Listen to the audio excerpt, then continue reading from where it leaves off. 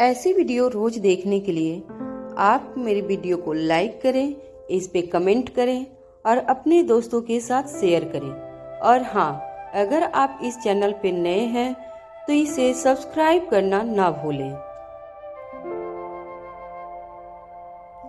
करण अच्छी तरह से जानते थे कि उनकी सीक्रेट बातें किशन कभी भी बाहर वालों को नहीं बताएंगे। करण गुलेरिया कई सालों से किशन के दुश्मन रहे थे, मगर वह एक बात अच्छी तरह से जानते थे कि किशन एक काफी नेक दिल इंसान थे। सारी गलत फहमियों के दूर हो जाने के बाद करण के मन में किशन के लिए इज्जत और भी बढ़ गई थी। किशन मामा की बात का जवाब देते हुए करण ने कहा, मैं किंग के पास मारवा ग्रुप ऑफ इंडस्ट्रीज के शेयर खरीदने की कोशिश की, मगर मुझे अफसोस है कि किंग ने वह सौदा मेरे साथ नहीं किया, बल्कि किंग ने कंपनी के 5% शेयर एस्नेक नेम के मेंबर को बेच दिया है। और मुझे पक्का यकीन है कि वो और कोई नहीं बल्कि खुद अक्षय वर्मा है। किशन मामा करण की बात सुनकर और भी ज्यादा परेशान हो गए थे। कंपनी के 5% शेयर दुश्मन के हाथ लग गए थे। यह खबर सुनकर किशन मामा का दिल बैठने लगा था। किशन मामा ने धीमी आवाज में करण से पूछा, मगर ऐसा क्या कारण हो सकता है कि किंग ने सारे शेयर उस आकाश वर्मा को बेच दिए? कहीं ऐसा तो नहीं कि मारवा खानदान को बर्बाद करने के पीछे किंग का भी कोई छुपा हुआ मकसद हो? करण खुद भी यह समझने की कोशिश कर रहे थे कि आखिर किंग इस मामले में पढ़कर क्या हासिल करना चाहता था। रोहित यह सारी बातें बड़ी खामोशी से सुन रहा था। रोहित को मन ही मन काफी गिल्ट भी महसूस हो रहा था, मगर यह उसकी मजबूरी थी कि वह इस वक्त सबको सच्चाई नहीं बता सकता था। रोहित अपने बुजुर्गों को अपने लिए परेशान होते हुए अपनी आंखों के सामने देख रहा था, मगर वह जानता था कि यह सही वक्त नहीं था सबको असलियत बताने का। इसलिए रोहित चुपचाप वहीं करण और किशन मामा के सामने बैठा रहा। वैसे तो बिजनेस की दुनिया में रोहित करण गुलेरिया और किशन मल्होत्रा से कई ज्यादा ऊपर था, मगर रोहित जानता था कि परिवार में अभी रोहित काफी छोटा था और बड़ों के साथ किस तरह आदर से पेश आना चाहिए, यह बात रोहित अच्छी तरह से जानता था। तभी अचानक सभी लोगों की नजर स्टेयर केस से उतर रही अनिका पर पड़ी। अनिका 3 दिन के बाद जागी थी। अनिका का शरीर इस वक्त काफी कमजोर होगा, यह बात रोहित अच्छी तरह से जानता था। रोहित अपनी जगह से उठकर अनिका से कहने लगा, तुम डाइनिंग टेबल पर बैठो, मैं अंदर चलकर देखता हूँ कि किचन में क्या बनाया है। रोहित का इस तरह का बर्ताव देखकर अंजलि मामी के चेहरे पर मुस्कान आ गई। अंजलि मामी ने बड़े ही प्यार से अनिका की ओर देखा। अनिका ने सोफा पर बैठे सभी लोगों को विश किया और सीधे डाइनिंग टेबल पर जाकर बैठ गई। अनिका को अभी काफी भूख लगी थी। 3 दिन तक अनिका ने कुछ नहीं खाया था, इसलिए रोहित अच्छी तरह से जानता था कि अनिका को पहले कोई काफी लाइट चीज देनी होगी। अगर अचानक ही अनिका को हेवी ब्रेकफास्ट दिया गया तो शायद उसका शरीर ब्रेकफास्ट एक्सेप्ट न कर पाए। किचन में जाकर रोहित किसी ऐसी चीज को ढूंढने लगा जो अनिका के लिए काफी और लाइट और हल्का नाश्ता बनाया जा सके। घर के नौकर काफी हैरान हो गए थे। देश का सबसे बड़ा बिजनेस टाइकून उनके किचन में आकर बिल्कुल किसी आम नौकर की तरह काम करने की कोशिश कर रहा था। सभी नौकरों ने रोहित को मदद ऑफर की, मगर रोहित ने सभी से कहा कि वह अकेला ही सब काम कर लेगा। रोहित ने कुछ वाइल्ड वेजिटेबल्स तैयार किए और साथ ही साथ एक सॉफ्ट और मुलायम की केक भी प्लेट में रखी। अक्सर रोहित रिया को यही केक खिलाया करता था। अनिका का नाश्ता एक प्लेट में अच्छी तरह सजाकर रोहित अपने हाथों से नाश्ते की प्लेट किचन से लेकर बाहर आया। रोहित को इस तरह अनिका के लिए नाश्ता लाते हुए देखकर करण को अपनी बेटी पर गर्व महसूस होने लगा। अंजलि मामी ने किशन मामा को एक कोहनी मारते हुए कहा, देखो, इसे कहते हैं प्यार। क्या आज तक तुमने मेरे लिए कभी कोई चाय भी बनाई है? जरा देखो कितनी लकी है अनिका, उसे इतना प्यार करने वाला हस्बैंड मिला है। किशन मामा ने अंजलि मामी की बात काटते हुए कहा, भाई ऐसा कुछ नहीं है, तुमने देखा नहीं अभी अभी करण ने क्या कहा था? वह दुनिया के सबसे बड़े आदमी किंग को अच्छी तरह से जानते हैं। अरे किंग का नाम सुनकर तो बड़े बड़े अच्छी अपनी जगह पर खड़े खड़े कांपने लगते हैं। और इसीलिए रोहित को अब इस बात का अंदाजा हो गया है कि अगर उसने अनिका को खुश नहीं रखा तो अनिका के पापा उसे छोड़ेंगे नहीं। किशन मामा ने हालांकि यह बात मजाक के तौर पर कही थी, मगर कहीं न कहीं किशन मामा को यह भी जरूर लग रहा था कि किंग का नाम सुनकर हो न हो रोहित के मन पर प्रभाव जरूर पड़ा था। तभी अचानक किशन मामा को अपनी अधूरी बात याद आई और किशन मामा ने करण से कहा, मेरी समझ में नहीं आ रहा है कि आखिर किंग का और यह अक्षय वर्मा का क्या कनेक्शन है। आपने इतने पैसे ऑफर किए, उसके बावजूद उन्होंने सौदा उसके साथ क्यों कर लिया होगा। किशन मामा की बात कान पर पड़ते ही अनिका को रियलाइज हुआ कि सोने से पहले उसने भी किंग के पास मारवा ग्रुप ऑफ इंडस्ट्रीज के शेयर खरीदने की कोशिश की थी। जैसे ही अनिका को यह बात रियलाइज हुई, अनिका ने अपना मोबाइल फोन निकालकर उसे चेक किया। इंपीरियल ग्रुप पर पहली बार 50 से भी ज्यादा मैसेज नजर आ रहे थे। अनिका की आंख लगने के बाद स्नेक और ईगल के बीच में बोली लगने का एक सिलसिला शुरू हो गया था। देखते ही देखते मारवा ग्रुप ऑफ इंडस्ट्रीज के शेयर की कीमत मार्केट प्राइस से 10 गुना ज्यादा लगाई गई थी। अनिका फाइनल आंकड़े को देखकर चक्कर खा गई थी। अनिका ने कभी सोचा नहीं था कि पर्दे के पीछे भी इतना बड़ा खेल हो सकता था। अनिका पहले से जानती थी इंपीरियल ग्रुप के लोग काफी पावरफुल थे, मगर रकम में इतने सारे जीरो एक साथ देखकर खुद अनिका के हाथ पैर ठंडे हो गए थे। निराश करण ने किशन मामा की बात का जवाब देते हुए कहा, देखिए, यह बात तो मुझे भी नहीं पता कि आखिरकार उन्होंने सौदा अक्षय वर्मा के साथ करने का क्यों फैसला लिया। हो सकता है कि शायद किंग को भरोसा ना हो कि मेरे पास भी इतनी दौलत है जितनी अक्षय वर्मा के पास है। पता नहीं क्या कारण हो रहा होगा, मगर इतनी बोली लगाने के बावजूद किंग ने उसका साथ देने का फैसला लिया। यह बात मुझे बहुत खटक रही है। करण के मुंह से किंग का नाम सुनते ही अनिका के कान चमक गए। अनिका जानती थी कि उसे किसी भी हालत में किंग तक पहुंचना होगा। बूढ़े बाबा ने अनिका से कहा था कि अगर वह क्रिस्टोफर के खतरनाक ऑर्गेनाइजेशन के साथ लड़ना चाहती है तो उसे किंग के साथ दोस्ती करनी होगी, क्योंकि किंग एक ऐसा नाम था जो दुनिया की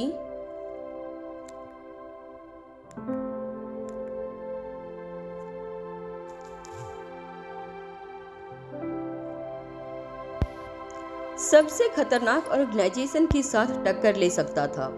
अनिका अपना नाश्ता अधूरा छोड़कर करण के पास आई और पूछने लगी, पापा, क्या आप जानते हैं कि किंग कौन है? वह क्या करता है, कहाँ रहता है? क्या आप उसके बारे में मुझे कुछ बता सकते हैं? करण ने अनिका के इस सवाल पर हैरानी जताते हुए अनिका से कहा, देखो बेटा, तुम इन सब चीजों से दूर रहो तो ही अच्छा है।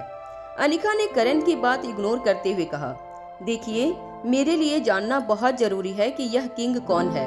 करण अच्छी तरह से जानते थे कि अनिका इतनी जल्दी अपनी जिद छोड़ने वाली नहीं थी, इसलिए अनिका की बात का जवाब देते हुए करण ने कहा, यह किंग कौन है, कहाँ रहता है, क्या बिजनेस करता है, यह बात किसी को नहीं पता।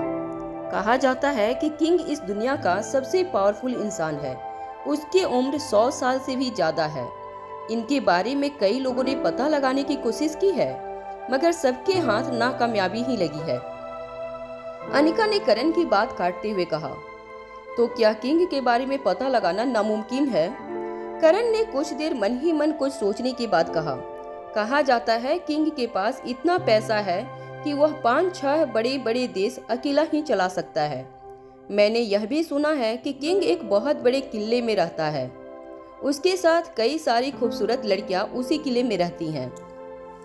किंग ने अब तक अपना उत्तराधिकारी नहीं चुना है, मगर यह कहा जाता है कि किंग के 100 से भी ज्यादा बेटे हैं, जिनमें से सबसे काबिल बेटे को वह अपना उत्तराधिकारी बनाएगा। करण की बातें सुनकर सबसे ज्यादा शौक रोहित को लगा था। रोहित अपने बारे में खुद यह सारी बातें नहीं जानता था। रोहित एक पल के लिए इतना शौक हो गया था कि उसने सोचा कि उसे जल्द से जल्द करण को यह कहना चाहिए कि वह जो कुछ भी सोच रहे थे वह सब झूठ था, मगर रोहित ने अपने आप को संभालते हुए अपने मुंह पर ताला लगा कर रखा।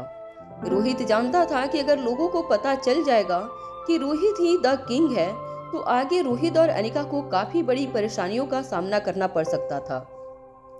मगर इससे पहले कि अनिका करण से कोई सवाल पूछती, करण ने अपनी ही बात को हंसी में उड़ाते हुए कहा, खैर मैं भी जानता हूँ कि यह सारी बातें झूठ है।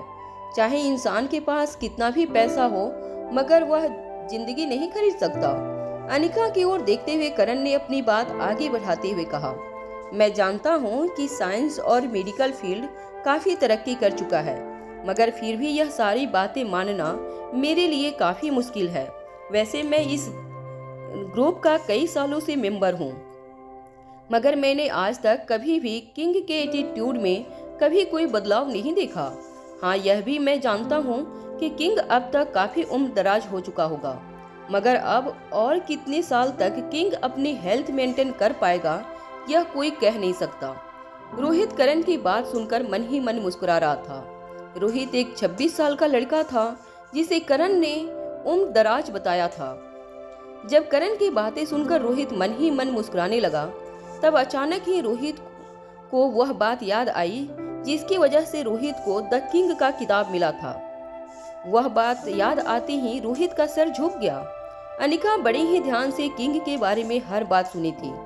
करण की सारी बातें सुन लेने के बाद अनिका ने करण से पूछा, क्या आपको किसी पर शक है किंग होने का? मेरा मतलब है आप तो दुनिया के रईस लोगों को अच्छी तरह से जानते हो, तो क्या आपने आज तक यह गेस करने की कोशिश नहीं की कि आखिर उन लोगों में से असली किंग कौन है? अनिका की बात बिल्कुल सही थी। खुद करण ने कई बार यह गेस करने की कोशिश की थी कि दुनिया के सबसे पावरफुल और अमीर लोगों में से किंग कौन हो सकता था, मगर करण कभी सही गेस नहीं लगा पाए थे, क्योंकि किसी के पास पैसा था तो पावर की कमी थी, किसी के पास पावर था तो पैसे की कमी थी, और किंग एक ऐसा शख्स था जिसके पास ना तो पावर की कमी थी और ना ही पैसों की। करण ने अनिका को समझाते हुए कहा, देखो बेटा, इस दुनिया की कुछ बातें ऐसी होती हैं जो तुम्हारी समझ के बाहर हो सकती हैं। मैं तुम्हारी काबिलियत पर बिल्कुल शक नहीं करता, मगर मैं चाहता हूँ कि तुम इन सब बातों से दूर ही रहो तो अच्छा है। यह दुनिया जितनी खूबसूरत है उतनी ही डरावनी भी। सच्चाई जितनी पवित्र होती है उतनी ही कड़वी भी। कुछ वसूलों को पालने के लिए कुछ असूलों को तोड़ना जरूरी होता है। उसी तरह से कुछ बुरे इंसानों से दुनिया को बचाने के लिए कुछ अच्छे इंसानों को बुरा बनना जरूरी हो जाता है। हो सकता है यह किंग या तो इस दुनिया को बचाने के लिए बुरा बन रहा है और या तो इस दुनिया को बर्बाद करने के लिए अच्छा बनने का ढोंग कर रहा है, मगर तुम्हारे और रोहित के सामने अभी पूरी जिंदगी पड़ी है। तुम्हें इन लोगों से दूर ही रहना चाहिए। कुछ देर तक सभी लोग वहां बैठकर आगे की स्ट्रेटजी डिस्कस करने लगे। किशन मामा और अंजलि मामी कुछ देर बाद गुलेरिया हाउस से चले गए और जब सभी लोग अपने अपने कमरे में चले गए, तब अनिका और रोहित काफी वक्त बाद अकेले में एक दूसरे से मिले थे। इससे पहले कि रोहित अनिका से कुछ कह पाता, अनिका ने रोहित से पूछा, क्या तुम जानते हो कि यह किंग कौन है? अनिका का सवाल सुनकर रोहित काफी अनकंफर्टेबल हो गया था। अनिका से अपनी पर्सनल लाइफ के बारे में कोई भी बात छुपाना नहीं चाहता था, मगर रोहित को इस बात का डर भी था कि अगर रोहित ने अनिका के सामने अपने किंग होने का सीक्रेट बता दिया तो हो सकता है कि अनिका रोहित के इस रूप को देखकर उससे रिश्ता तोड़ ले। वो नहीं जानता था कि अनिका इतने खतरनाक नाम के साथ अपनी जिंदगी को जोड़ना चाहेगी या नहीं। रोहित ने हमेशा ही अपनी किंग वाली इमेज को सीक्रेट ही रखा था। आज तक दुनिया में यह कोई नहीं जान पाया था कि रोहित ही द किंग है। चिराग जिस पर रोहित को सबसे ज्यादा भरोसा था, उसके अलावा यह बात और कोई नहीं जानता था। अपनी इस इमेज को सीक्रेट रखने के पीछे रोहित के पास यह कारण भी था कि अगर लोगों को पता चल जाता है कि रोहित ही द किंग है, तो यह मारवा खानदान और आर्यन की सिक्योरिटी के लिए काफ़ी डेंजरस हो सकता था। और अब ना सिर्फ आर्यन बल्कि रोहित के सर पर जिम्मेदारियां लगातार बढ़ती जा रही थी। रिया, एलेक्जेंडर और खुद अनिका को भी रोहित किसी भी तरह की मुसीबत में नहीं डालना चाहता था। अनिका का सवाल सुनकर रोहित ने बिना वक्त गंवाए अनिका से कहा, नहीं, मैं द किंग को नहीं जानता। अनिका के चेहरे पर परेशानी देखकर रोहित इतना तो समझ गया था कि अनिका किसी भी तरह द किंग से मिलना चाहती थी। शायद अनिका को द किंग से कोई काम था। रोहित यह तो नहीं जानता था कि आखिर अनिका को इतने खतरनाक खेल जाने वाले द किंग से क्या काम था। मगर रोहित इतना जरूर जानता था, बात बच्चों की और परिवार की सिक्योरिटी से जुड़ी होगी, जिसकी वजह से अनिका द किंग से मिलना चाहती थी। जब रोहित ने अनिका से कहा कि वह किंग को नहीं जानता, तो अनिका के चेहरे पर मायूसी साफ नजर आने लगी। मगर अनिका भी जानती थी कि इस वक्त रोहित काफी ज्यादा डिस्टर्ब था। हंसराज के साथ जो कुछ भी हुआ था, उसके बाद अनिका रोहित को और सवाल पूछकर परेशान नहीं करना चाहती थी। अनिका ने द किंग के बारे में रोहित को इसलिए पूछा था क्योंकि अब वह जान चुकी थी कि ईगल और कोई नहीं बल्कि उसका ही भाई आकाश गुलेरिया था। इससे पहले जब अनिका ने इंपीरियल ग्रुप की एक मीटिंग अटेंड की थी, तब अनिका को यह शक हुआ था कि शायद उस ग्रुप में मौजूद ईगल ही रोहित है। मगर आज तक सबके सामने इस बात का खुलासा हो गया कि ईगल और कोई नहीं बल्कि आकाश और करण खुद हैं। तो अनिका ने समझ लिया था कि रोहित उस ग्रुप पर मौजूद नहीं था, और इसलिए अनिका ने रोहित से द किंग के बारे में सवाल पूछ लिया। रोहित जानता था कि अनिका उसके जवाब से खुश नहीं थी। रोहित ने अनिका को सुझाव देते हुए कहा, अगर तुम्हें उससे कोई इम्पोर्टेंट काम है तो तुम आकाश से बात कर सकती हो। तुम्हारा मैसेज अगर आकाश किंग तक पहुंचाता है तो हो सकता है तुम्हारा काम हो जाए। वैसे लोग कहते हैं कि वह बड़ा खतरनाक आदमी है, मगर मैंने सुना है कि वह काफी डाउन टू अर्थ आदमी है। बड़ी ही जल्दी से लोगों की मदद करने के लिए तैयार हो जाता है। अनिका इस वक्त रोहित को ज्यादा परेशान नहीं करना चाहती थी, इसलिए इस बात को ज्यादा आगे न बढ़ाते हुए अनिका ने रोहित से पूछा, अलेक्जेंडर कैसा है अब? अनिका लगभग 3 दिन के बाद जागी थी। जैसे ही अनिका ने अपनी आंखें खोली, अनिका के मन में अलेक्जेंडर का ख्याल आया था। मगर एक के बाद एक घर में जो बातें हुई, उसके बाद अनिका को अब अकेले में रोहित के साथ बात करने का मौका मिला था। अनिका का सवाल सुनते ही रोहित ने अपनी नजरें झुकाकर कहा, वह ठीक है बिल्कुल। रोहित के चेहरे के रिएक्शन देखकर अनिका समझ गई थी कि जरूर कोई ऐसी बात थी जो रोहित अनिका से छुपा रहा था। अनिका ने रोहित से पूछा, तुम्हारी बात से मुझे ऐसा क्यों लग रहा है कि सब कुछ ठीक नहीं है? क्या हुआ है अलेक्जेंडर को? अनिका के चेहरे पर टेंशन देखकर रोहित ने अनिका के कंधे पर एक हाथ रखकर कहा, नहीं नहीं, चिंता करने की कोई बात नहीं है। दरअसल बात यह है कि अलेक्जेंडर की दिमागी ताकत पहले से 100 गुना ज्यादा बढ़ गई है, जो देखकर मैं काफी हैरान रह गया हूँ। जो मैथ के प्रॉब्लम यूनिवर्सिटी के बच्चे सॉल्व नहीं कर पाते, वह सारे प्रॉब्लम अलेक्जेंडर कुछ ही सेकेंड में सॉल्व कर देता है। हालांकि आर्यन भी मैथ में काफी तेज है, मगर अलेक्जेंडर एक्स्ट्रा ऑर्डिनरी है। मैं जानता हूँ कि यह सब कुछ V15 पावर ड्रग के असर की वजह से हो रहा है, मगर कभी कभी अलेक्जेंडर की बढ़ती हुई ताकत देखकर मुझे घबराहट महसूस होती है। एक छोटे से बच्चे का दिमाग इतना पावरफुल कैसे हो सकता है? कभी कभी तो यह भी सोचता हूँ कि क्या यह पावर ड्रग सचमुच कोई खतरनाक ड्रग है, या इंसानों को हमेशा के लिए सुपर ह्यूमन बनाने वाली कोई दवाई है। या अनिका जानती थी कि अलेक्जेंडर पर इसी तरह का कोई असर होगा, मगर अनिका यह भी जानती थी कि इंसान के शरीर में इस तरह के बदलाव आना उस दवाई का साइड इफेक्ट था, और ना कि कोई नेचुरल तरीका जिससे इंसान के शरीर या दिमाग को विकसित किया जा सकता है।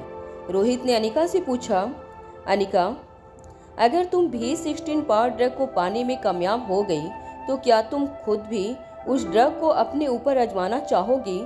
रोहित का यह सवाल सुनकर अनिका के चेहरे पर हल्की सी मुस्कान आ गई। अनिका ने रोहित से कहा, क्या तुम्हें नहीं लगता कि मैं पहले से काफी ज्यादा अक्लमंद हूँ? फिर मुझे इस ड्रग की क्या जरूरत? अनिका की बात सुनते ही रोहित ने टॉपिक बदलते हुए कहा, यह बात तो है, तुम्हें इस ड्रग की कोई जरूरत नहीं है, मगर मैं बस यही पूछना चाहता हूँ कि क्या होगा अगर ये ड्रग आम इंसान के हाथ लग जाए? हर इंसान असाधारण हो जाएगा, इंसानों की शक्ति बढ़ जाएगी, और अगर ऐसा हुआ तो यह दुनिया पूरी तरह से बदल जाएगी। कभी कोई इंसान दुखी नहीं होगा, जिसे जो चाहिए वह पा सकता है, हासिल कर सकता है, कोई कमजोर नहीं रहेगा। अनिका ने रोहित की बात काटते हुए कहा, और अगर ऐसा हुआ तो यह दुनिया जीने लायक नहीं रह जाएगी। हर आदमी एक दूसरे से लड़कर एक दूसरे को खत्म करने के बारे में सोचेगा। कहीं न कहीं रोहित को भी अनिका की यह बात बिल्कुल सच लग रही थी। पावर ड्रग के जितने फायदे थे उससे कई ज्यादा बड़े नुकसान थे। अनिका ने अपनी बात आगे बढ़ाते हुए रोहित से कहा, यह दुनिया कई सालों से इवोल्यूशन के जरिए से आगे बढ़ रही है। हर जनरेशन अपनी पिछली जनरेशन से ज़्यादा समझदार और ज़्यादा ताकतवर होती चली जाती है और इसी तरह से दुनिया आगे भी बढ़ती रहेगी। पावर ड्रग के सेवन से इंसान के शरीर में और दिमाग में वह ताकत आ जाएगी जो शायद आज से 400-500 साल के बाद इंसान के शरीर में पैदा होगी। इस वक्त इंसानी कौम इस तरह की ताकत के लिए तैयार नहीं है। अगर इस तरह की ताकत किसी एक इंसान में भी आ जाए तो वह पूरी की पूरी इंसानी कौम बर्बाद करने के लिए काफ़ी हो सकती है। रोहित भी अच्छी तरह से जानता था कि पावर ड्रग जितना वरदान साबित हो सकता था उतना ही बड़ा श्राप भी। अनिका ने रोहित से कहा, चलो मुझे अलेक्जेंडर से मिलना है। मैं कपड़े बदलकर तैयार हो जाती हूँ। हम इसी वक्त जाकर अलेक्जेंडर से मिलेंगे। अनिका की बात में हामी भरते हुए रोहित अपने फोन पर चिराग को एक मैसेज टाइप करने लगा। अनिका ने रोहित को इस तरह देखकर हैरान होते हुए उससे कहा, क्या तुमने सुना मैंने क्या कहा? रोहित ने सिर्फ हाँ में अपना सर हिला दिया। अनिका रोहित के इस बर्ताव पर काफी शौक हो गई थी। अनिका ने रोहित से कहा, मैंने कहा मैं कपड़े बदलना चाहती हूँ। मुझे लगता है तुम्हें कमरे से बाहर जाना चाहिए। इस बात पर मुस्कुराते हुए रोहित ने कहा, तुम मेरे 3 बच्चों की माँ हो। चलो मानता हूँ अब तक हमारी शादी नहीं हुई, मगर बहुत जल्द हम शादी के बंधन में बंधने वाले हैं। बल्कि यूँ कहा जाए कि अब हम एक दूसरे को पति पत्नी मान चुके हैं। फिर इस तरह की फॉर्मेलिटी का क्या मतलब है? अनिका रोहित की यह बात सुनकर अपना सिर झुकाकर वहीं खड़ी रही। अनिका का चेहरा रोहित की बात से पूरी तरह से लाल हो गया था। रोहित को लग रहा था कि अनिका उसकी बात सुनकर शर्मा रही थी, मगर हकीकत यह थी कि अनिका का चेहरा गुस्से से लाल हो रहा था। इससे पहले कि रोहित अनिका को कुछ कह पाता या कहता, अनिका ने सीधे रोहित को एक जोरदार धक्का दे दिया। रोहित कुछ सोच पाता या समझ पाता उससे पहले रोहित ने देखा कि वह कमरे के बाहर पहुंच चुका था।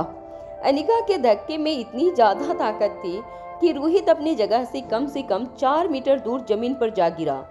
जैसे ही रोहित जमीन पर गिरा, पीछे से अनिका ने कमरे का दरवाजा बंद कर लिया। रोहित के कानों पर अनिका की धीमी आवाज पड़ी।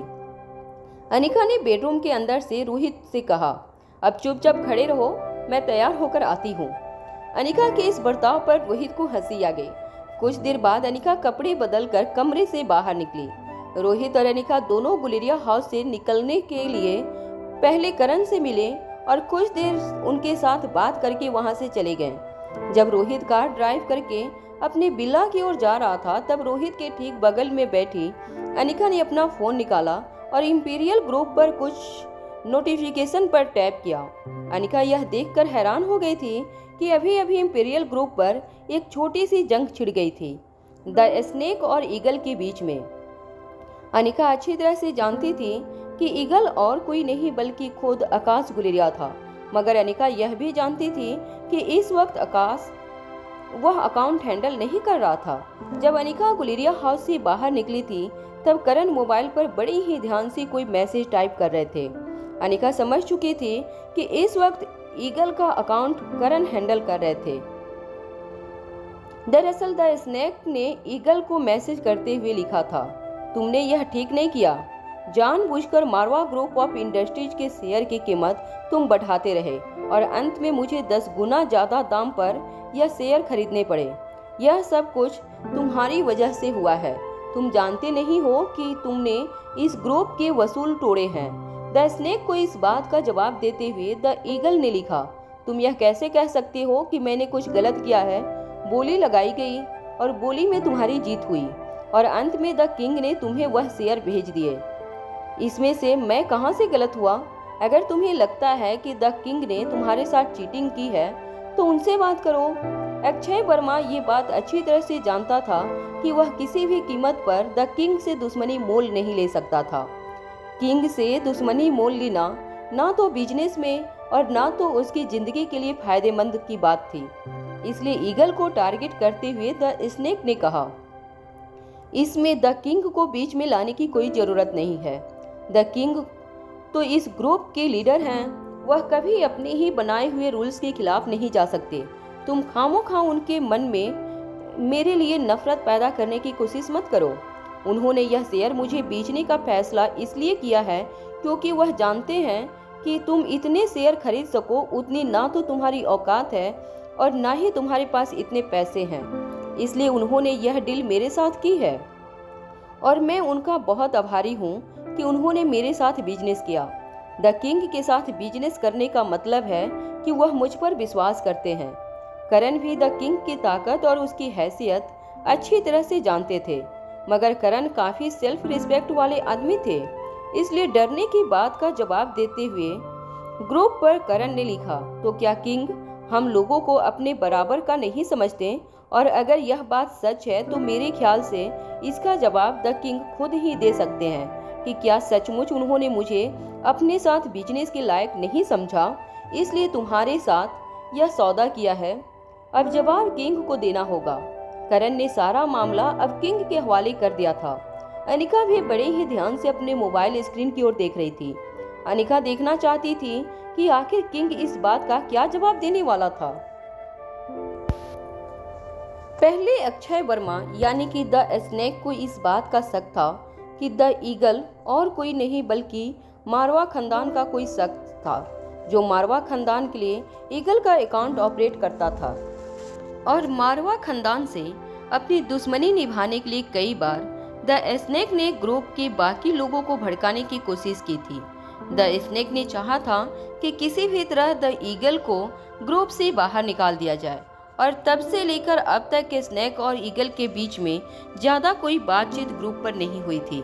आज काफी लंबे अरसे के बाद स्नेक और ईगल के बीच में फिर से एक छोटी सी लड़ाई छिड़ गई थी, जिसका फैसला अब किंग को सुनाना था। मगर ग्रुप पर इस तरह की बातचीत देखने के बावजूद ग्रुप के बाकी लोग भी धीरे धीरे कमेंट में अपनी अपनी राय आगे रखने लगे। रैबिट नाम के एक आईडी से मैसेज आया, मुझे नहीं लगता कि द किंग किसी भी तरह की नाइंसाफी कर सकते हैं। हमें उनके कामकाज करने के तरीके पर कोई शक नहीं है। इतने लंबे समय से हम सबको इस ग्रुप में बांध कर रखा है द किंग ने, और उनके यह इंस्ट्रक्शंस है कि ग्रुप पर कभी भी इस तरह का पीआर कमेंट ना की जाए ताकि ग्रुप में शांति बने रहे। हम सब यह बात अच्छी तरह से जानते हैं कि अगर इस ग्रुप के लोग एक दूसरे के दुश्मन बन गए तो इसका अंजाम क्या हो सकता है।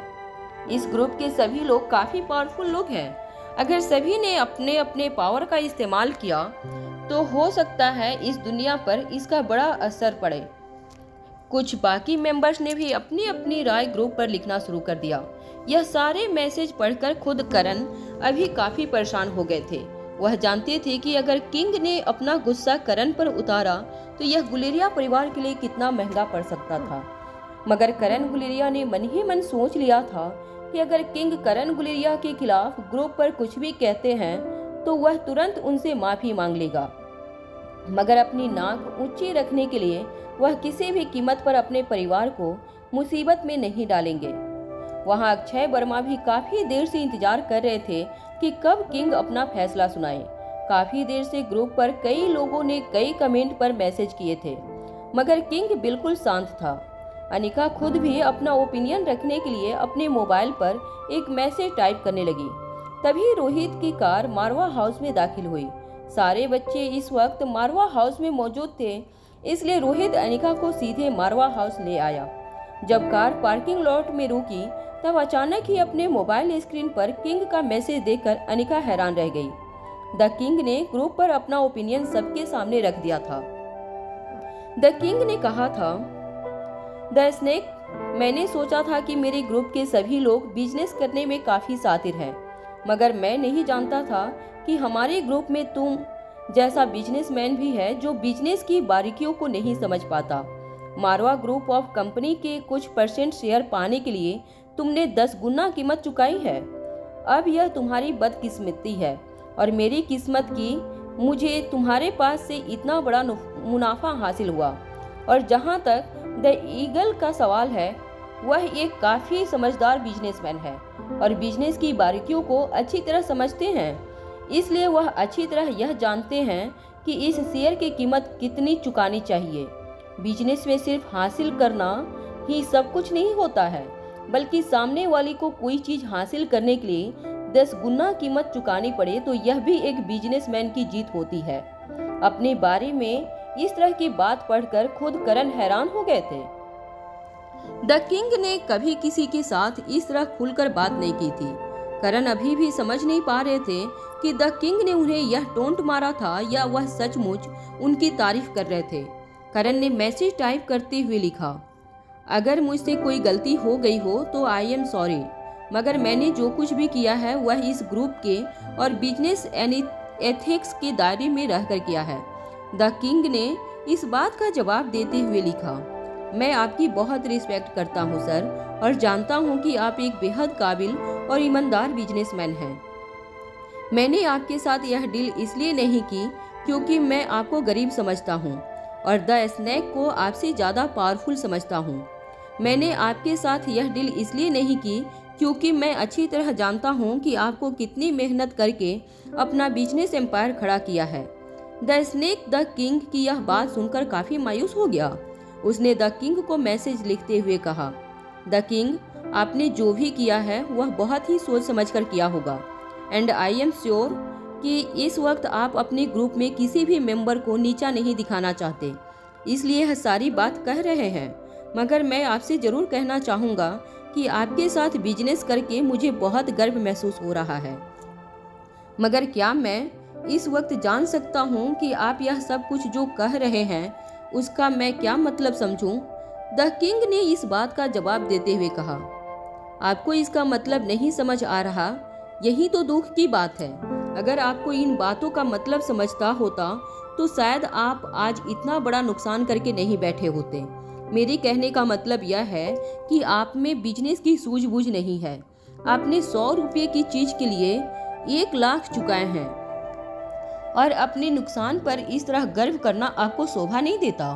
द किंग के बात पर अक्षय वर्मा को काफी गुस्सा आ रहा था, मगर वह जानता था कि वह किंग के साथ किसी भी तरह की दुश्मनी मोल नहीं ले सकता।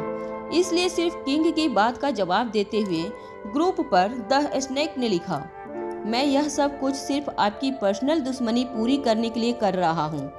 मारवा खानदान के साथ मेरी पुरानी दुश्मनी है। द किंग ने इस बात का जवाब देते हुए लिखा, अपनी दुश्मनी निभाने के लिए कुछ हजार करोड़ का नुकसान शायद आपके लिए मायने नहीं रखता होगा, मगर हाँ, हमारे ग्रुप के किसी भी मेंबर को इस तरह से नीचा दिखाने की कोशिश करना इस ग्रुप के वसूलों के खिलाफ है। यूँ समझ लीजिए मेरी तरफ से यह एक छोटा सा जुर्माना है जो आपको भरना पड़ा है। अक्षय वर्मा अच्छी तरह से जानता था कि उसने सबके सामने द ईगल को नीचा दिखाने की कोशिश की थी। जब उसने यह कहा था कि द किंग को पता होगा कि द ईगल के पास पैसा नहीं है, इसलिए उन्होंने यह डील द स्नेक के साथ की थी। इस तरह से द स्नेक ने ग्रुप का पहला वसूल तोड़ा था। चाहे कुछ भी हो जाए, मेंबर एक दूसरे की सेल्फ रिस्पेक्ट बरकरार रखेंगे, क्योंकि इस बात में हामी भरते हुए ग्रुप के बाकी लोग भी किंग के फैसले की तारीफ करने लगे। अनिका भी यह सब कुछ पढ़ने के बाद इतना जान चुकी थी कि किंग इंसाफ को पसंद करने वाला आदमी था। बस अब अनिका को कोई न कोई रास्ता ढूंढना था जहां से वह किंग तक पहुंच सके। अनिका को पक्का यकीन हो गया था कि इस दुनिया में अगर क्रिस्टोफर की खतरनाक ऑर्गेनाइजेशन से लड़ने में उसकी कोई मदद कर सकता था तो वही था। किंग के नाम पर सिर्फ लोगों के अंदर अनिका खौफ देख चुकी थी और इस किंग का इंसाफ पसंद स्वभाव ही था। अनिका अपनी आंखों से देख चुकी थी। अनिका फोन पर इंपीरियल ग्रुप की चैट पढ़ते पढ़ते मारवा हाउस के अंदर आ गई थी। जब अनिका ने देखा कि अब ग्रुप पर कोई मैसेजेज नहीं आ रहे थे तो अनिका ने भी अपना फोन अपने पर्स में रख दिया। अनिका अच्छी तरह से जानती थी कि द स्नेक यानी कि अक्षय वर्मा एक काफी खतरनाक आदमी था। इतनी आसानी से वह हार मानने वालों में से नहीं था। अनिका अब तक इतना जान चुकी थी कि अक्षय वर्मा की फैमिली दुनिया की सबसे सीक्रेट फैमिलीज में से एक थी और अपना बदला पूरा करने के लिए वह जरूर इस वक्त कोई प्लानिंग कर रहा होगा। जब अनिका यह सब कुछ सोच रही थी तब अचानक अनिका के पैरों पर एक हरकत महसूस हुई। जब अनिका ने अपना सर झुकाकर देखा तो नन्ही सी रिया अनिका के पैरों से लिपटकर अनिका की ओर देख रही थी। रिया की मासूम आंखों को देखकर अनिका का दिल अचानक ही पिघल गया। अनिका ने रिया के माथे पर हाथ फेरते हुए कहा, कैसी हो रिया? रिया ने दबी हुई आवाज में अनिका से कहा, मैंने तुम्हें बहुत मिस किया मम्मा। क्या तुम जानती हो 3 दिनों से मैंने ठीक से कुछ खाया भी नहीं है। रिया के ठीक पीछे खड़ा आर्यन यह सब कुछ बड़े ही ध्यान से देख रहा था। आर्यन ने भी अपनी मम्मा को बहुत मिस किया था, मगर आर्यन अनिका के सामने अपना प्यार रिया की तरह एक्सप्रेस नहीं कर पा रहा था। आर्यन अच्छी तरह से जानता था कि रिया झूठ बोल रही थी। रिया ने 3 दिनों में खाना नहीं खाया था, ऐसा बिल्कुल नहीं था। मगर रिया ने जिस तरीके से अनिका के साथ बात की थी, अनिका के दिल में उसके लिए प्यार जागना स्वाभाविक था। आर्यन वही प्यार अपने लिए भी पाना चाहता था, मगर वह अपनी माँ से झूठ नहीं बोल सकता था। आर्यन ने अपने दोनों हाथ कमर पर रखते हुए रिया से कहा, तुम मम्मा से झूठ क्यों बोल रही हो? तुम रोज अपनी मनपसंद केक खाती हो, जो जी में आए वही करती हो ना? न तुम कभी सैलेड खाती हो, ना ही उबले अंडे। अपनी मनपसंद की चीजें मंगवा कर खाती हो, फिर तुम मम्मा के सामने यह सब झूठ क्यों बोल रही हो? नन्ही सी रिया ने भी आर्यन की ओर मुड़कर कहा, मैंने यह कहा है कि मैंने ठीक से खाना नहीं खाया। मैंने यह नहीं कहा कि मैंने खाना ही नहीं खाया। अनिका समझ चुकी थी कि आर्यन भी अनिका से अपना प्यार एक्सप्रेस करना चाहता था, मगर आर्यन काफी हद तक अनिका जैसा था। अपने प्यार को और अपनी फीलिंग्स को अच्छी तरह एक्सप्रेस करना नहीं जानता था। अनिका ने बड़े ही प्यार से आर्यन के माथे पर हाथ फेरा। अनिका का स्पर्श होते ही आर्यन के चेहरे पर मुस्कान आ गई। पीछे सोफा पर बैठा अलेक्जेंडर यह सब कुछ बड़े ही गौर से देख रहा था। अनिका को अपने सामने खड़ा देखकर अलेक्जेंडर को भी काफी इच्छा हो रही थी कि बाकी दोनों बच्चों की तरह वह भी जाकर अपनी माँ से लिपट जाए, मगर अलेक्जेंडर अपने आप को ऐसा करने से रोक रहा था। बड़े ही एटीट्यूड से सोफा पर बैठकर अलेक्जेंडर ने अनिका की ओर देखकर पूछा, कैसी हैं आप? अलेक्जेंडर को इस तरह बात करते हुए देखकर अनिका को ऐसा लग रहा था जैसे घर का कोई बड़ा बुजुर्ग अनिका को उसकी खैर खबर पूछ रहा था। अनिका ने भी बड़े प्यार से मुस्कुराते हुए अलेक्जेंडर के पास जाकर कहा, मैं तो बस ठीक हूँ, तुम कैसे हो? अनिका ने जैसे ही अलेक्जेंडर के गालों को छूने की कोशिश की, अलेक्जेंडर ने अनिका का हाथ हटाते हुए कहा, यह क्या कर रही हैं आप? प्लीज मुझसे इस तरह से बिहेव मत कीजिए, मैं कोई छोटा बच्चा नहीं हूँ। अनिका जानती थी कि अलेक्जेंडर ठीक आर्यन और रिया की ही उम्र का था, मगर वह अपने आप को घर का सबसे बड़ा भाई समझता था। इसलिए बड़े ही प्यार से मुस्कुराते हुए अनिका ने अलेक्जेंडर से कहा, क्या तुम नहीं चाहते कि तुम्हारी मम्मा तुम्हें प्यार करें? हालांकि अलेक्जेंडर भी चाहता था कि अनिका उसे भी बिल्कुल आर्यन और रिया की तरह ही प्यार करे, मगर अलेक्जेंडर अभी पूरी तरह से फैमिली के साथ कंफर्टेबल नहीं हुआ था। अनिका अचानक ही उसकी जिंदगी में आई थी। चाहे अलेक्जेंडर अपनी माँ के प्यार के लिए कितना भी तरस रहा था, मगर इस तरह अचानक उसकी जिंदगी में आए बदलाव को वह एक्सपेक्ट नहीं कर पा रहा था। अलेक्जेंडर ने बात बदलते हुए अनिका से कहा, मैंने कई बार आर्यन से पूछने की कोशिश की कि आप 3 दिनों से कहाँ हैं। बस मुझे एक ही जवाब मिलता कि आप सो रही हैं। आर्यन ने बड़ी धीमी आवाज में अनिका की ओर देखकर मुस्कुराते हुए कहा, दिन में कम से कम 25 बार मुझसे यह सवाल पूछा जाता था। अलेक्जेंडर ने तुरंत अपनी आवाज ऊंची करते हुए आर्यन से कहा, तुम क्या मेरे सवाल पूरा दिन गिनते रहते हो? मैथ्स के छोटे मोटे प्रॉब्लम तो तुमसे सॉल्व नहीं होते, फिर मैं कब क्या पूछता हूँ उसकी गिनती रखने की कोशिश क्यों करते हो? अनिका जानती थी अलेक्जेंडर अपने ही एटीट्यूड में रहना पसंद करता था, इसलिए अनिका ने अलेक्जेंडर को समझाते हुए कहा, देखो मम्मा आम लोगों के मुकाबले कुछ ज़्यादा ही सोती है। वो क्या है ना, कुछ ज़्यादा ही आलसी हूँ मैं, मगर तुम फिक्र मत करना, अब तुम आगे हो ना, धीरे धीरे मेरी यह आदत भी बदल जाएगी। अलेक्जेंडर ने अपना सर झुकाकर अनिका से कहा, नहीं, मैंने कभी किसी को इतना सोते हुए देखा नहीं। मैंने सोचा शायद आप मर गई हैं। अलेक्जेंडर की यह बात आर्यन और रिया के लिए बर्दाश्त से बाहर हो गई थी। अलेक्जेंडर के मुंह से ऐसी बात सुनते ही आर्यन और रिया दोनों गुस्से से लाल चेहरा लिए अलेक्जेंडर के पास आए और कहने लगे, यह तुम क्या बकवास कर रहे हो? हमारी मम्मा क्यों मर जाएगी? हमारी मम्मा कभी नहीं मर सकती। एलेक्जेंडर ने पलटकर जवाब देते हुए कहा, प्लीज तुम लोग ऐसी बकवास बातें मत किया करो। क्या तुम लोग पढ़े लिखे नहीं हो?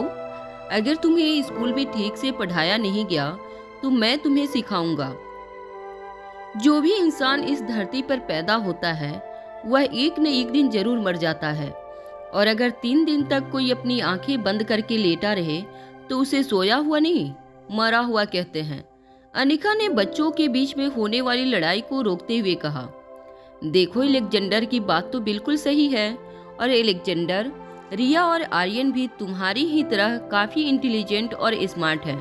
बस मम्मा से प्यार करने का तरीका नहीं आता है, मगर तुम घबराओ मत, बहुत ही जल्द तुम भी अपनी माँ से प्यार करने लगोगे। अनिका बड़े ही प्यार से एलेक्जेंडर को यह सारी बातें समझा रही थी, मगर एलेक्जेंडर को मन ही मन काफी इरिटेट हो रहा था। कोई उसके साथ एक बच्चे की तरह बात करे तो उसे बिल्कुल पसंद नहीं आता था। एलेक्जेंडर चाहता था कि अनिका उसके साथ बिल्कुल उसी तरह बिहेव करे जैसा वह किसी एडल्ट के साथ बिहेव करती थी। अनिका अपने घुटनों पर अपने हाथ रखकर झुक कर एलेक्जेंडर से बात किया करती थी। एलेक्जेंडर को यह भी बिल्कुल पसंद नहीं आता था। एलेक्जेंडर अपनी छाती चौड़ी करके अनिका की आंखों में आंखें डालकर बात करना पसंद करता था। रोहित घर लौटने के बाद सीधे अपनी पर्सनल ऑफिस में कुछ काम निपटाने चला गया था। अनिका ने तीनों बच्चों को अपने साथ लिया और घर में बने टेरेस गार्डन पर चली गई। वहां एक झूले पर बैठकर अनिका ने एलेक्जेंडर से कहा, मुझे लगता है हमें तुम्हारा नाम बदल देना चाहिए। अनिका की बात सुनते ही रिया और आर्यन दोनों काफी एक्साइटेड हो गए। वैसे भी दोनों को एलेक्जेंडर नाम अपने भाई के लिए अच्छा नहीं लगता था। दोनों बच्चों ने एलेक्जेंडर के लिए अपने फेवरेट नाम सोच रखे थे। रिया और आर्यन दोनों बारी बारी से नाम सजेस्ट करने लगे, मगर रिया को आर्यन का दिया हुआ नाम पसंद नहीं आता था, तो कभी आर्यन को रिया का सजेस्ट किया हुआ नाम पसंद नहीं आता था। तभी अनिका ने एलेक्जेंडर की पीठ पर हाथ रखते हुए पूछा, क्या तुमने कभी तुम्हारे लिए कोई नाम सोचा है, या तुम्हारे भाई बहन ने अभी अभी जो नाम सजेस्ट किए हैं उसमें से तुम्हें कोई पसंद है? अनिका का सवाल सुनते ही एलेक्जेंडर अपनी आंखें छोटी करके अनिका की ओर देखने लगा। एलेक्जेंडर का चेहरा गुस्से से लाल होने लगा था। अनिका की बात का जवाब देते हुए कहा, मुझे मेरा नाम बदलने की कोई जरूरत नहीं लगती। पिछले 6 सालों से मुझे लोग एलेक्जेंडर पुकारते हैं, और मुझे भी मेरा नाम पसंद है, तो मैं अपना नाम क्यों बदलूं? अनिका ने एलेक्जेंडर को समझाते हुए कहा, देखो तुम मेरे और रोहित के बेटे हो। मेरा सरनेम है गुलेरिया और तुम्हारे डैड की सरनेम है मारवा। तुम हमारे देश से जुड़े हो और इस देश के बच्चों के ऐसे नाम नहीं होते। एलेक्जेंडर ने कुछ देर मन ही मन कुछ सोचने के बाद कहा, नाम में क्या रखा है? मैं नहीं मानता कि देश बदल जाने से नाम बदल देना चाहिए, और सरनेम की मुझे कोई जरूरत नहीं महसूस होती। ना ही मैं अपने नाम के पीछे मारवा सरनेम लगाना चाहता हूँ और ना ही गुलेरिया। मैं एलेक्जेंडर हूँ और जिंदगी भर एलेक्जेंडर ही कहलाना पसंद करूंगा। इससे पहले कि अनिका एलेक्जेंडर को कुछ समझा पाती, एलेक्जेंडर दौड़कर अपने कमरे में चला गया। एलेक्जेंडर के जाते ही अनिका बड़ी परेशान होकर अपने मन ही मन कुछ सोचने लगी। नन्हे से आर्यन ने देख लिया था कि उसकी मॉम एलेक्जेंडर के इस बिहेवियर से काफी नाखुश थी। नन्ही सी रिया ने अनिका को कस के पकड़ रखा था। ऐसा लग रहा था रिया आज पूरा दिन इसी तरह अनिका की बाहों में गुजार देगी। आर्यन ने परेशान अनिका की ओर देखकर कहा, मॉम, मैं अच्छी तरह जानता हूँ कि एलेक्जेंडर अपना नाम क्यों नहीं बदलना चाहता। आर्यन की बात सुनते ही अनिका बड़े गौर से आर्यन की ओर देखने लगी। आर्यन एलेक्जेंडर के कमरे की ओर देखकर बड़ी ही धीमी आवाज में अनिका से कहने लगा, मुझे पता है कि एलेक्जेंडर क्या सोच रहा है। आगे बोलने से पहले आर्यन रिया की ओर देखने लगा। आर्यन के एक्सप्रेशंस देखकर रिया वह समझ गई थी कि आर्यन चाहता था कि रिया आर्यन और अनिका के बीच होने वाली बातें ना सुने। अक्सर ऐसा कहा जाता था कि जब 2 बड़े बात कर रहे हो तब छोटों को उनकी हर बात नहीं सुननी चाहिए, मगर नन्ही सी रिया जानती थी कि उसकी और आर्यन की उम्र बिल्कुल सेम थी। रिया ने आर्यन की ओर देखकर कहा, इस तरह मुझे बच्चे की तरह ट्रीट मत करो।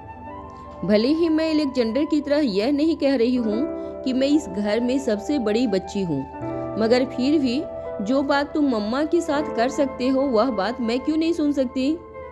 आर्यन जानता था कि रिया अपनी जिद आसानी से छोड़ने वाली नहीं थी। अनिका ने आर्यन की पीठ पर हाथ रखते हुए कहा, बताओ मुझे क्या हुआ है अलेक्जेंडर को।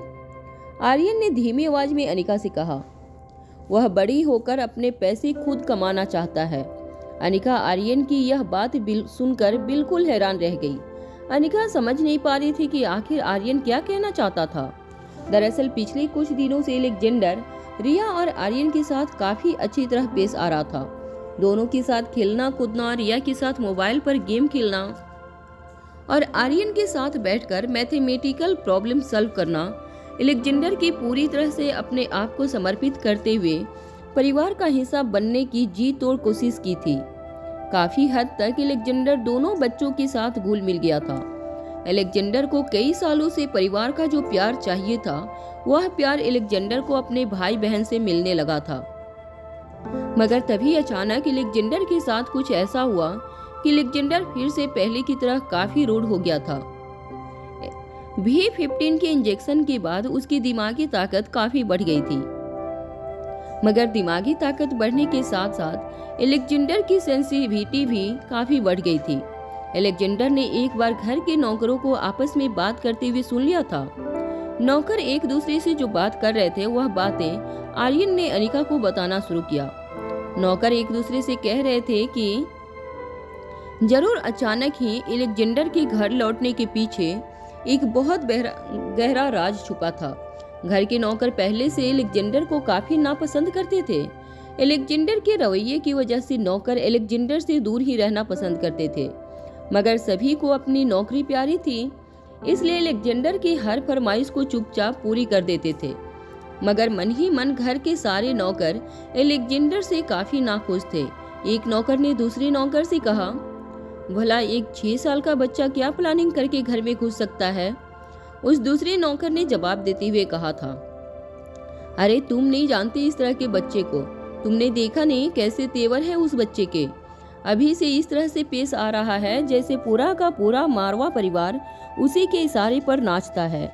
नौकरों को तो पांव की जुत्ती समझता है। 6 साल का लड़का होने के बावजूद उसकी बातें देखी है तुमने, ऐसा लगेगा जैसे कोई 25-30 साल का आदमी बात कर रहा है। दूसरे नौकर ने पूछा, मगर एक छोटा सा बच्चा आखिर मारवा परिवार को क्या ही नुकसान पहुंचा सकता है। पहले वाले नौकर ने जवाब देते हुए कहा, देखो इस वक्त रोहित मारवा और उनके पिताजी के बीच एक बहुत बड़ी जंग छिड़ी है, मारवा परिवार और मारवा ग्रुप ऑफ इंडस्ट्रीज के अधिकारों को लेकर। कहा जाता है जिसके पास सबसे ज्यादा शेयर होगा कंपनी में उसी का बोलबाला होगा। अभी छोटे से बच्चे को यह बात पता चल गई होगी तो अभी से वह जानबूझकर अचानक ही अपना स्वभाव बदलकर परिवार के साथ घुलना मिलना चाहता है, ताकि आगे चलकर उसके हिस्से में ज्यादा शेयर आए और मारवा परिवार और कंपनी पर आर्यन बाबा से ज्यादा उसकी ताकत बनी रहे। एक छोटा सा लड़का बहुत गहरी प्लानिंग कर चुका है आर्यन बाबा को कंपनी की हिस्सेदारी से हटाने के लिए। यह बहुत गहरी प्लानिंग कर रहा है, वरना जरा तुम लोग ही सोचो, कल तक जो लड़का इतना उखड़ा उखड़ा रहता था वह अचानक ही आर्यन बाबा और रिया बेबी के साथ इतना फ्रेंडली कैसे हो गया। और एक बात तो तय है कि रिया बेबी का सरनेम है गुलेरिया और आर्यन बाबा का सरनेम है मारवा। दोनों को गुलेरिया परिवार और मारवा परिवार से विरासत में काफी दौलत मिलने वाली है।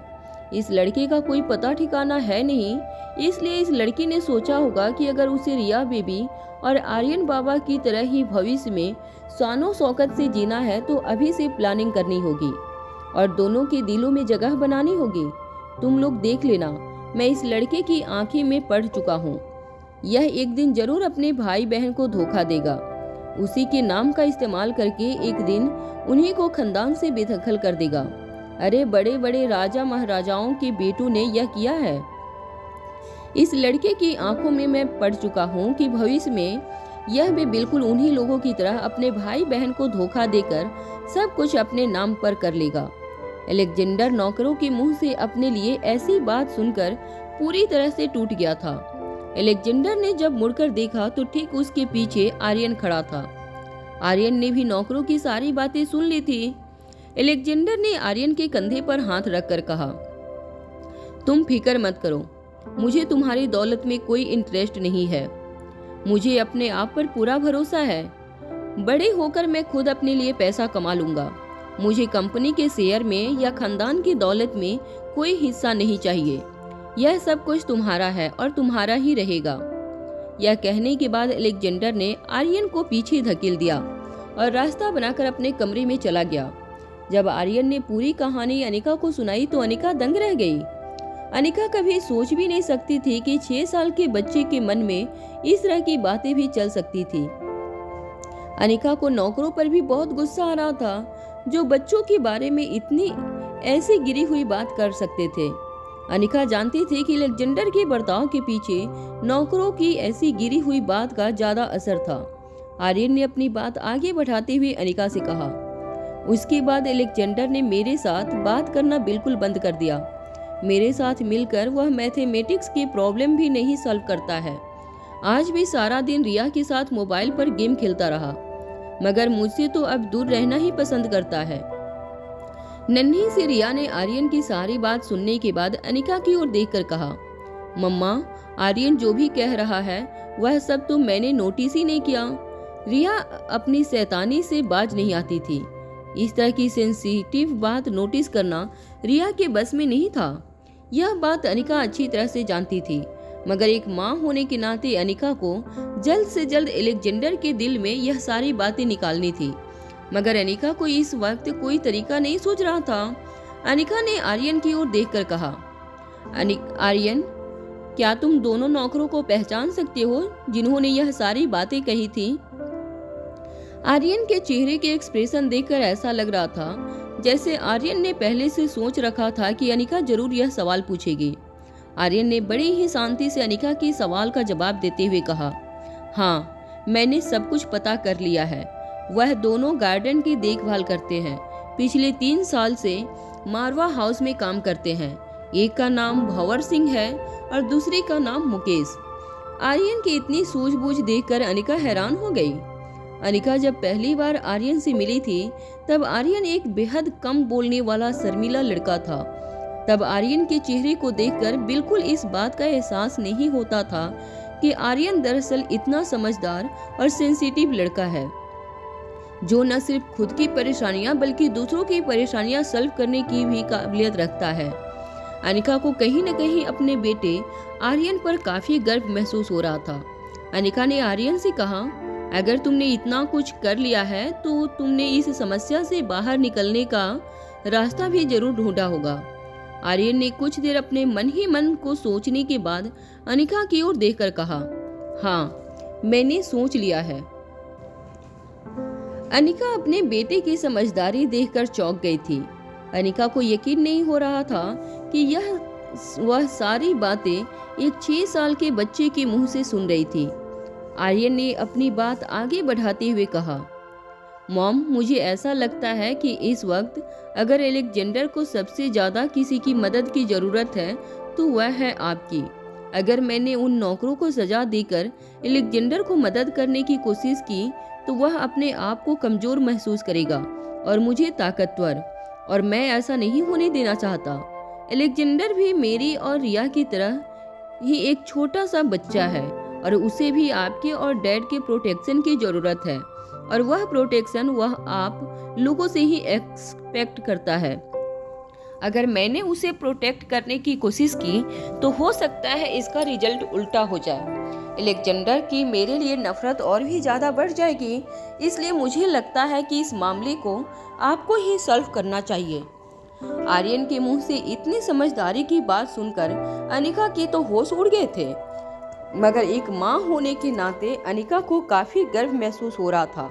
अनिका ने देख लिया था कि आर्यन बड़ी ही समझदारी से जिंदगी से जुड़े सवालों को सॉल्व करने की कोशिश करता था। इतनी कॉम्प्लिकेटेड मैटर को भी जिस तरह से आर्यन ने हैंडल किया था वह कई बार बड़ी उम्र के लोग भी नहीं कर पाते थे। आर्यन की सूझबूझ देखकर कहीं न कहीं अनिका को इस बात का एहसास हो गया था कि वाकई में आर्यन में वो सारी काबिलियत है कि बड़े होकर वह खानदान की और बिजनेस एम्पायर की जिम्मेदारियों को अच्छी तरह निभाए। अनिका कहीं न कहीं अभी से यह सोचने लगी थी कि उसकी होने वाली बहू कितनी लक्की होगी जिसे आर्यन जैसा समझदार पति मिलने वाला था। मगर आज अनिका को यह बात समझ नहीं आ रही थी कि अगर आर्यन इतना ही समझदार था और अपने आप को और अपने आसपास के लोगों को प्रोटेक्ट करना इतनी अच्छी तरीके से जानता था, तो फिर जब वह मैरी टीचर आर्यन को ट्यूशन देने के बहाने टॉर्चर किया करती थी तब वह खामोश क्यों रहता था। अनिका ने अपने मन में चल रहा सवाल आर्यन को पूछ लिया। अनिका ने आर्यन से पूछा, बेटा क्या तुम मुझे बता सकते हो कि अगर तुम इतने ही समझदार हो तो फिर मैरी टीचर के सामने तुमने यह समझदारी क्यों नहीं दिखाई। अनिका का यह सवाल सुनकर आर्यन ने अपना सर झुका लिया, फिर धीमी आवाज में अनिका की इस बात का जवाब देते हुए कहा, मुझे उस वक्त ऐसा लग रहा था कि दादी माँ के साथ जो कुछ भी हुआ था वह मेरी वजह से हुआ था और मैंने जो दादी माँ के साथ किया था उसके लिए मुझे सजा जरूर मिलनी चाहिए। मैंने समझ लिया था कि मेरी टीचर मेरे साथ जो सलूक कर रही है वही मेरी सजा होनी चाहिए, इसलिए उस वक्त मैं चुपचाप सब कुछ सहता रहा। अपने बेटे के मुंह से यह बात सुनते ही अनिका की आंखों से आंसू छलकने लगे। अनिका ने अपने गालों से आंसू पोंछते हुए आर्यन से कहा, मुझे उन दोनों नौकरों के पास ले चलो जिन्होंने अलेक्जेंडर के बारे में ऐसी बातें कही थी। अनिका ने ठान लिया था कि वह उन दोनों नौकरों को अच्छा मजा चखाएगी, और जब अनिका कोई बात ठान लेती है तब सामने वाले की क्या हालत करती है यह बात रिया अच्छी तरह से जानती थी। अनिका की बात सुनते ही अपने दोनों हाथ हवा में उठाते हुए रिया ने अलेक्जेंडर को पुकारना शुरू किया। रिया अलेक्जेंडर को पुकारते हुए सीधे स्टेयरकेस की ओर जाने लगी। वह चाहती थी कि अनिका दोनों नौकरों की जो हालत करने वाली थी वह अलेक्जेंडर अपनी आंखों से देखे। अनिका आर्यन का हाथ पकड़कर गार्डन की ओर चली गई। जैसे ही अनिका और आर्यन दोनों नौकरों को गार्डन में घास काटते हुए देखा तब अनिका और आर्यन एक दीवार के पीछे छुपकर उन दोनों की बातें सुनने लगे।